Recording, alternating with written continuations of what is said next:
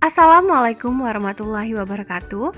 Pada kesempatan kali ini, kita akan membahas mengenai penanganan bencana angin topan, yang dalam hal ini merupakan hasil diskusi dari kelompok 4 beranggotakan Ayu Septianti, Falahdina Aulia Zulkafli Razuni, Putri Apri Junelda, Putri Syifa Syahira. Adapun konten yang akan dibahas yakni definisi, penyebab, ciri-ciri, proses terjadi, dampak, serta penanganan dari angin topan. Yang pertama yakni definisi. Angin topan merupakan angin yang berhembus kuat dengan kecepatan kencang atau sangat kuat. Angin topan terjadi di daerah yang mempunyai iklim tropis, terutama di daerah yang dekat dengan garis balik utara dan garis balik selatan, kecuali yang sangat dekat dengan garis lintang 0 derajat atau garis khatulistiwa. Angin topan berwujud pusaran angin yang kencang dengan kecepatan angin sekitar 120 km per jam atau lebih. Bahkan, di level tertingginya kecepatan angin topan mencapai hingga 250 km per jamnya. Selanjutnya, penyebab angin topan. Adapun penyebabnya ialah perbedaan tekanan udara dalam suatu sistem cuaca, suhu udara sangat panas, tepatnya pada siang hari, penguapan air laut yang berjumlah besar, pusaran angin yang terjadi selama berjam-jam, serta kerumitan lain dalam cuaca. Lalu, ciri-ciri angin topan. Yang pertama, udara yang terasa panas hingga menyebabkan gerah. Selanjutnya, di langit ada pertumbuhan awan atau awan putih yang membentuk gerombolan berlapis-lapis. Di antara banyaknya awan kumulus tersebut, ada salah satu jenis awan yang memiliki batas tepi dengan warna abu-abu yang sangat jelas. Awan tersebut nampak menjulang tinggi jika dilihat akan berbentuk mirip dengan bunga kol. Lalu, awan berubah warna secara tiba-tiba dari warna putih menjadi warna hitam pekat layaknya awan cumulonimbus. Ketika angin kencang akan datang, ranting pohon serta daun bergoyang tertiup angin.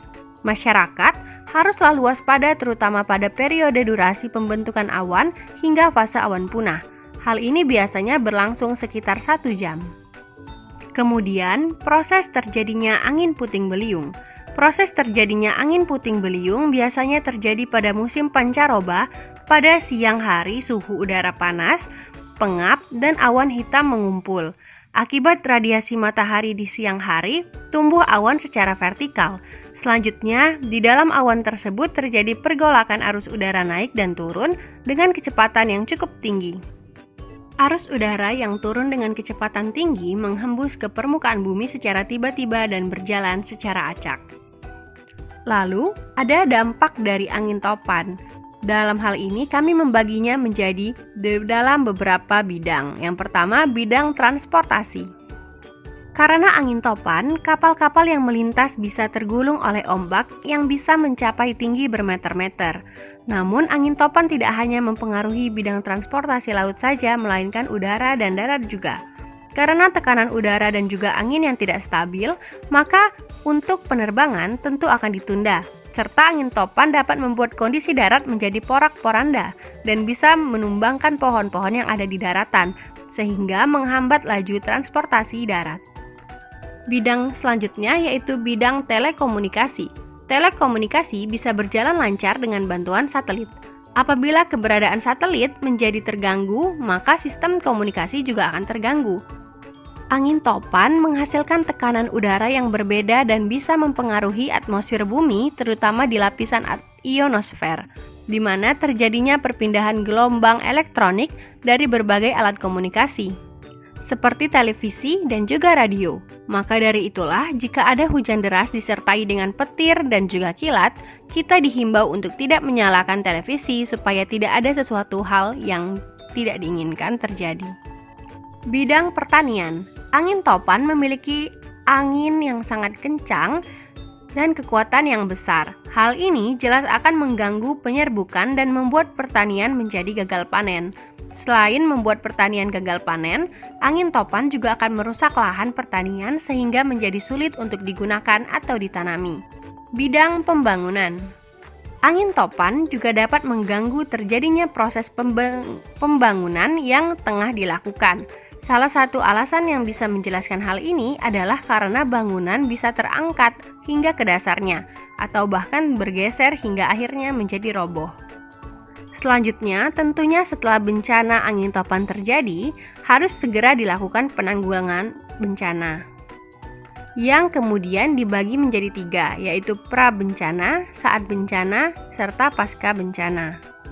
Adapun penanggulangan pra-bencana angin topan, yaitu yang pertama, mengetahui resiko dan membuat rencana pengungsian. Yang kedua, melakukan latihan dengan melakukan penelusuran jalur evakuasi. Yang ketiga, mempersiapkan seluruh kebutuhan yang diperlukan saat bencana terjadi. Keempat, menyusun peta rawan angin puting beliung. Yang kelima, memangkas ranting pohon besar. Yang keenam, selalu ikuti informasi terkait perkiraan cuaca.